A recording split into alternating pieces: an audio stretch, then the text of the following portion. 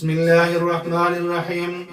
سامعین و ناظرین محترم، اللہ رب العزت نے قرآن کریم ہماری ہدایت اور رہنمائی کے لیے اتارا ہے، اور اس میں اللہ رب العزت نے مختلف واقعات اور قصوں کو بھی بیان فرمایا ہے، جس میں ہمارے لیے بہت سی عبرتیں اور نصیحتیں ہوتی ہیں۔ ان قصوں میں سے ایک قصہ سورۃ الکہف میں موجود ہے کہ اللہ رب العزت جب کسی کو علم عطا فرمائے تو علم بہت بڑی آزمائش ہے۔ انسان کو علم ملے اور پھر وہ اس علم کے فتنے میں مبتلا ہو جائے تو اسے کیا کرنا چاہیے۔ اللہ رب العزت نے دو کرداروں کا ذکر فرمایا سورۃ الکہف میں۔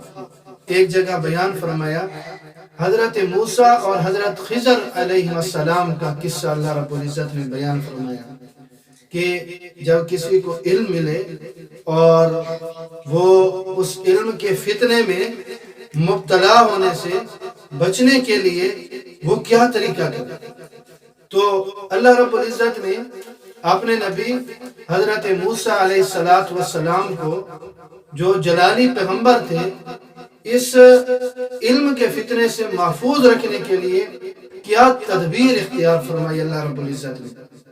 کہ قوم نے پوچھا کہ اس وقت دنیا میں، یعنی اس کرۂ ارض پر، حضرت موسیٰ علیہ السلام سے پوچھ رہے کہ سب سے بڑا عالم کون ہے؟ تو حضرت موسیٰ علیہ السلام نے جواب دیا کہ میں ہوں۔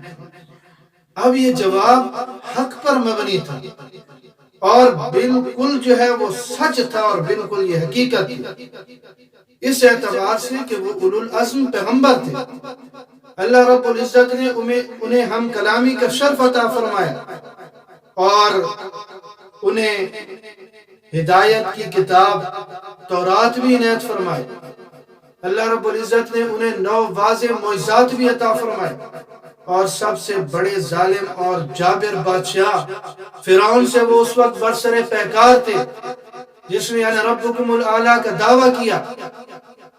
اور یہ جواب دینا، اللہ رب العزت جب کسی نبی کو کسی قوم کی طرف مبعوث فرماتے ہیں، کسی خطے کی طرف مبعوث فرماتے ہیں، تو وہ نبی ان میں تمام قوم سے اور تمام اس خطے کے لوگوں سے بڑھ کر جو ہے وہ عالم ہوتا ہے۔ تو حضرت موسیٰ علیہ السلام کا جواب بالکل حقیقت پر مبنی تھا۔ اس کے باوجود اللہ رب العزت نے سرزنش کی، اور اللہ رب العزت نے یہ فرمایا کہ سائل کے جواب میں یوں کیوں نہیں کہا کہ اللہ رب العزت بہتر جانتے ہیں، یہ کیوں کہا کہ میں ہوں؟ یعنی اللہ رب العزت کو یہ بات پسند نہ آئی۔ تو اللہ رب العزت نے فرمایا کہ ہمارا ایک بندہ خضر بھی ہے، جو دریاؤں کے سنگم پہ رہتا ہے، اس کے پاس جو علم ہے وہ تمہارے پاس نہیں ہے۔ چنانچہ حضرت موسیٰ علیہ السلام نے آگے سے یہ نہیں فرمایا کہ مجھے اس کی ضرورت نہیں ہے، بلکہ دریافت فرمایا کہ اس سے ملنے کا طریقہ کیا ہے، کہ میں اس سے ملنا چاہتا ہوں، جو مجھ سے بڑا عالم ہے، میں اس سے ملنا چاہتا ہوں۔ تو اللہ رب العزت نے فرمایا وہ دریاؤں کے سنگم پہ رہتا ہے۔ تو چنانچہ موسیٰ علیہ السلام نے پوچھا کہ میں اس سے کیسے مل سکتا ہوں؟ تو اللہ رب العزت نے ایک طریقہ بتایا کہ ایک ٹوکری میں مچھلی لے کر سفر کرو، جہاں مچھلی تم سے غائب ہو جائے تو سمجھ لو کہ اس بندے سے ملنے کی جگہ وہی ہے۔ چنانچہ موسیٰ علیہ السلام اس بندے سے ملاقات کے لیے چل پڑے اور اپنے نوجوان سے کہنے لگے وَإِذْ قَالَ مُوسَىٰ لِفَتَاهُ لَا أَبْرَحُ حَتَّىٰ أَبْلُغَ مَجْمَعَ الْبَحْرَيْنِ أَوْ أَمْضِيَ حُقُبًا، کہ میں چلتا ہی رہوں گا یہاں تک کہ میں 2 دریاؤں کے سنگم پہ پہنچ جاؤں، خواہ مجھے سال ہا سال چلنا پڑے، او امضی حقبہ، خواہ مجھے سال ہا سال تک چلنا پڑے۔ یعنی موسیٰ علیہ السلام کی تواضع دیکھیں، عاجزی دیکھیں، ان کی انکساری دیکھیں کہ اللہ رب العزت نے فرمایا کہ ہمارا ایک بندہ ہے جس کو جو علم ہم نے اسے عطا کیا ہے، آپ کے پاس وہ علم نہیں ہے، تو اس کی ملاقات کے لیے جا رہے ہیں۔ مفسرین نے یہاں پر اس آیت کی تفسیر میں لکھا ہے کہ موسیٰ علیہ السلام اس عالم سے ملنے کے لیے 80 سال تک چلتے رہے، 80 سال تک۔